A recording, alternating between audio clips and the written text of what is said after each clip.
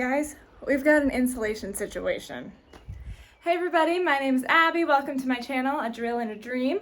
So if you are new to my channel, let me get you caught up. I recently bought a 150-year-old fixer-upper house in need of major repairs, total facelift, and also all the inner parts too. So like a full body surgery and then a facelift.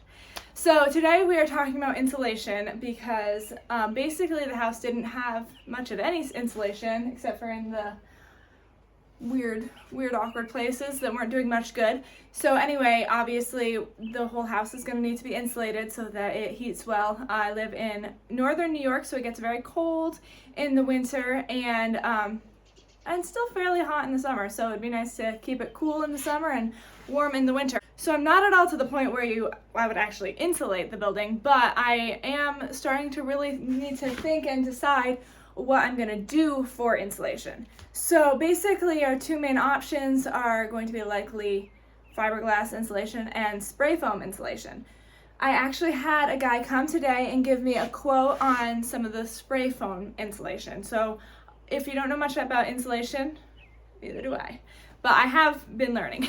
So spray foam is probably quite a bit better than fiberglass from what I've heard, but it's also like way more expensive. So I have the quote on the spray foam, which is very expensive, but I want to tonight do measurements on all the areas and figure out what it would be for fiberglass insulation, so then I can make the decision. So basically my main options are either spray foam the whole thing, fiberglass the whole thing, or I could also do just the upstairs, like, well, the upstairs is basically all ceiling. So just do the ceiling and then these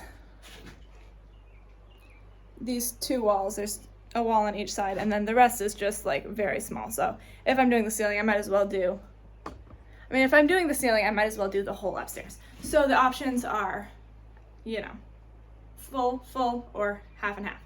So let us take a look and see how much square footage the whole house is of wall space, and then I can do a quote with my computer of what the fiberglass would be. But my thoughts are, I wanted to ask my viewers, because all of you perhaps have homes, and perhaps in those homes are insulation, whether it's fiberglass or spray foam, and you could tell me how you feel your home heats, if you really like one or the other, or if you think that one is a better option for me. I would love to know your opinion on the matter, because I know that I have a lot of people that are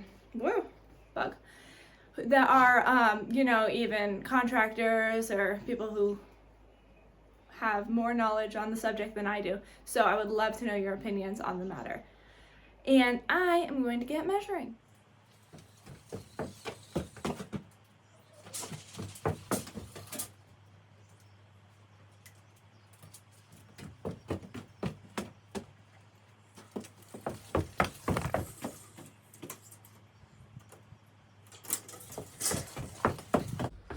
Oh guys, I forgot to mention. Make sure you watch until the end of the video because I have a wildly exciting surprise to show you.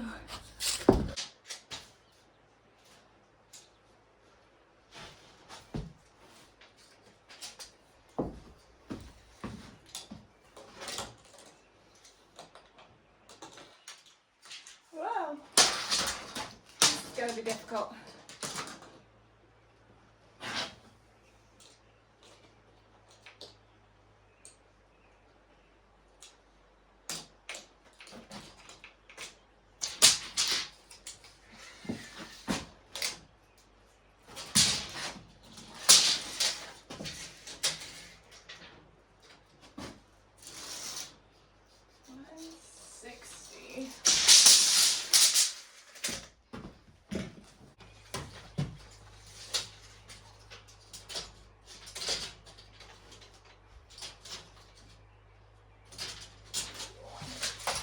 Hey guys, I thought of a great idea. Just have to write this down first. 121. pretty sure I'm gonna have to use Pythagorean's theorem to figure that out. This is 3 foot. That's okay, I can do that. I know what a squared plus b squared equals c squared. Anyway, I wanted to tell you something I thought of. It's an idea I think you're gonna like. I hope you're gonna like. I know I like it. Okay, so if I use the spray foam, here's a pro. If I use the spray foam, then the spray will go on the actual V part of the roof, whereas if I use the fiberglass, it would be like, you know how the roof goes like this, and then there's like the things that go across, the beams that go across, right here. So then your fiberglass is going to go like right there on top of that, and then this part isn't going to have anything. And this part doesn't have anything, I believe, if what I'm understanding is correct. So with the fiberglass, I would probably have to have like the same sort of ceiling as it was before, which is nice. That's okay. If that's what happens, that's okay. So basically it would go, the ceiling would go up and then straight across and then down. So whenever we were talking to the spray foam guy, I said to Dad, so could I have the ceiling be a V if we did the spray foam, because this foam is going to go up on the V part of it? And he's like, well, yeah, except for you need to have beams across to support the roof. And so I was like, oh, okay, that's too bad. But then as I was thinking about it later on, I was like, well, why couldn't I have still the sheetrock go like this and have the beams be exposed, like have maybe like 2 of them or whatever I have to have, just like going across, and you would see the wood, but the sheetrock would still be in the V, and it would still give that higher, nice, beautiful, high ceiling look to it. And I know people are going to be like, oh, but that's going to be worse on heating. And to that I would respond, how much worse is it? It's literally like only this much. Maybe 2 feet more. And it would be just so enjoyable. So sometimes you have to consider, is the enjoyment more important to you, or is the money? You know, sometimes the enjoyment is worth it. And I'm a girl who loves high ceilings. And most of the house, you can only take what you can get. You know, there's a floor above it, so you can only have whatever ceiling you can have. But if there's an opportunity to have like a little bit more luxurious, count me in.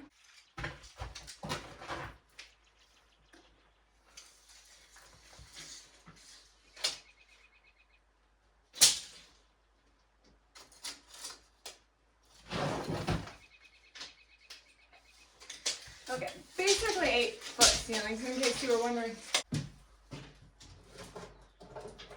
Stay. Stay. Stay. Stay.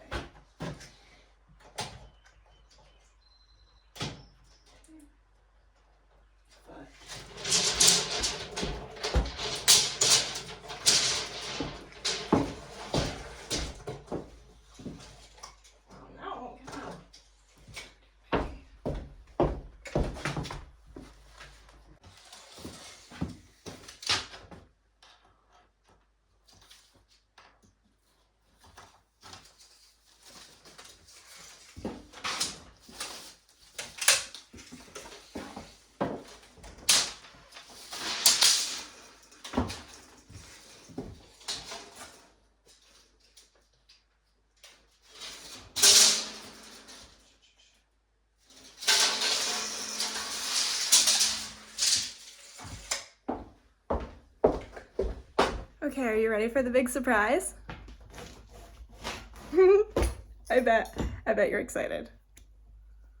Okay, so my friend Jay has been at it again, and he's been working lately on the addition room. So the addition is what used to be that little bedroom right off of the kitchen, and also the pantry.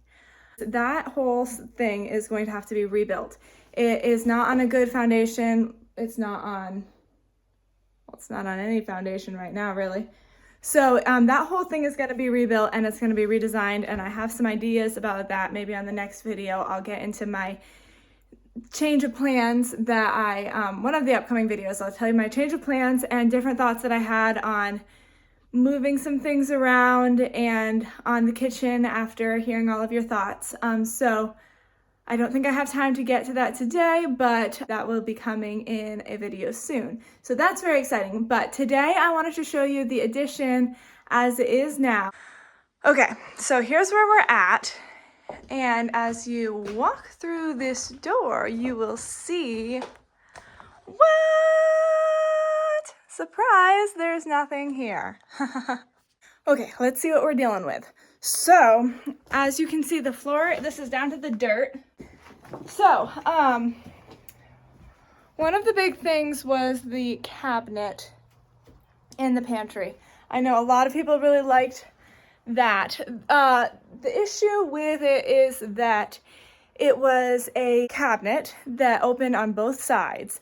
And so the other side of it is in this summer kitchen room that is back here, and I'm still honestly not sure. I know that I had said last time that it was going to be taken down, the whole sheds, and I haven't done that yet because I don't know if I am or am not going to do that.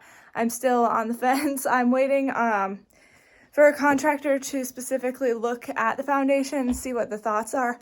I've gone a lot of different ways, like, oh, that could be into a garage, or that could be just torn down. I honestly don't care either way. I'm just wanting whatever's best. I don't want to work on, I mean, I would love it if it could stay, if it could be made nice, that would be great. But if it's totally worthless, like foundation wise, then there's no point in, working on it if it's going to just be a total disaster in the end. I've said before that I'm hoping to make my master bedroom off eventually down the road through this, on this side. So it would be basically off of the kitchen and then have a bathroom and closet on that as well. I just don't know at this point. I have no idea what is going to happen. Anyway, the long point of that was that I couldn't keep the cabinets because they went into that room. They were mostly completely in that room, which may or may not be torn down. But anyway, the cabinets themselves, the doors and the drawers, and the majority of them were saved, and a friend of mine took them.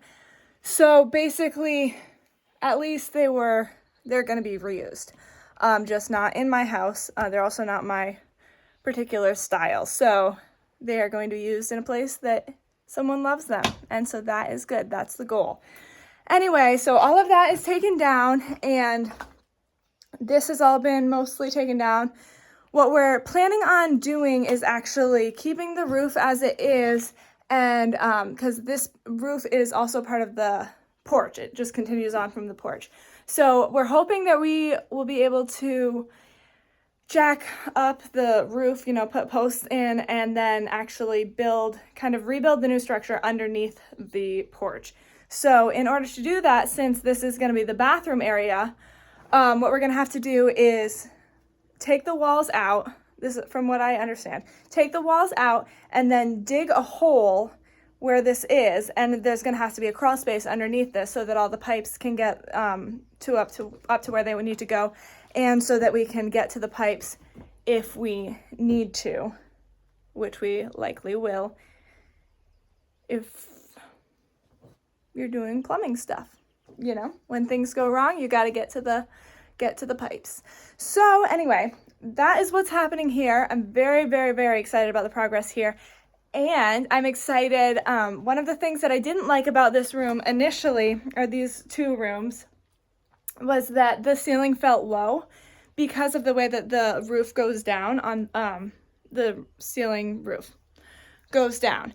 And what I realized, and I talked to Jay about this, and we should be able to do this, which I'm very excited about, is also, like I said, upstairs. The roof, which is all cobwebs and stuff right now, should be able to remain as it is here. So it will go from there all the way up and have a nice high ceiling here on this side. This side will still be low, but the high ceiling here would be so beautiful, I think, and luxurious in the bathroom. I think it'll be great with my beautiful tub and everything. I think it'll be just really fun. So I love me a high ceiling when possible. So that will be very exciting. I will keep you updated on the progress, of course.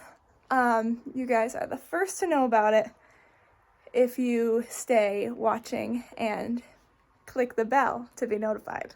Then you'll be notified first and foremost. So anyway, my battery is starting to die, so I'm going to go home and do some calculations, and I will let you know what I find out. Hi guys, welcome to my home, the home where I currently reside. So I've been crunching some numbers, doing some math and figuring stuff out. As you can see, it's all very clear and concise, very easy to understand, etc. So basically what I've come up with is a total of 2,449 square feet of exterior wallage. So basically from what I've figured out, that means that the spray foam is about 3 times more expensive. Yeah, about 3 times more expensive than the fiberglass is. But I'm curious what your thoughts are if you've had any experience with these two types and what you think I should go with. So I would love your input and put it in the comments below. I can't wait to see what you guys have to say. And eventually down the road, I will indeed let you know what I decided. Anyway, I hope that you have a wonderful evening or a wonderful day, depending on the hour that you are watching this. But I certainly look forward to your input, and I will see you guys next time. Bye!